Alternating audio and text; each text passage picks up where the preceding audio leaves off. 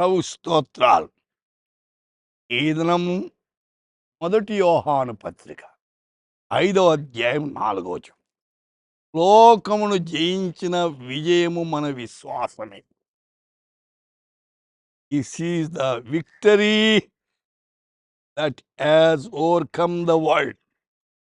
संसार पर जय प्राप्त होती है हमारा विश्वास है. విశ్వాసము క్రైస్తవ జీవితములో చాలా అవసరమే. లోకమును జయించాల. లోకములు ఉండేది ఏంటి? శరీరాశ, నేత్రాశ. వీటిని జయించాలి. ఎవరు జయించారు? ఎవరు జయించలే, యేసయ్య జయించాడు. కాబట్టి నీవు నేను జయించాలంటే మన స్వశక్తి చేత జయించని దేవుని మహత్తరమైన శక్తిని ఆశ్రయించినప్పుడు మనము జయించగలం.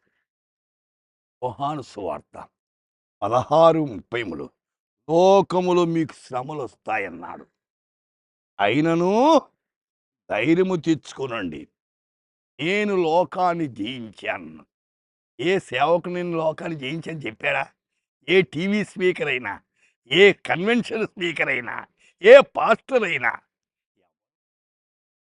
వాళ్ళు జయించింటేగా. అయితే లోకాన్ని జయించిన వాడు యేసయ్య. అందుచే నేను లోకమును జయించున్నాను అంటున్నాడు. సోదరి, జయించిన ప్రభు మీద అనుకో. ఎందుకు మానవుల మీద అనుకుంటావు? వాళ్ళు ఓడిపోయారు. అయితే జయించిన ప్రభు మీద అనుకుంటే విజయం మందే.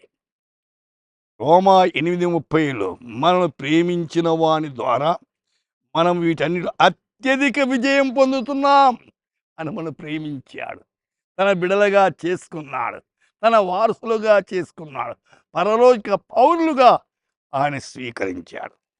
పౌలు గారు 1 కొరింథీ 15:57 మన ప్రభువుని యేసు క్రీస్తు మూలముగా మనకు జయము అనుగ్రహించున్న దేవుని స్తోత్రము కలుగునుగాక అన్నాడు.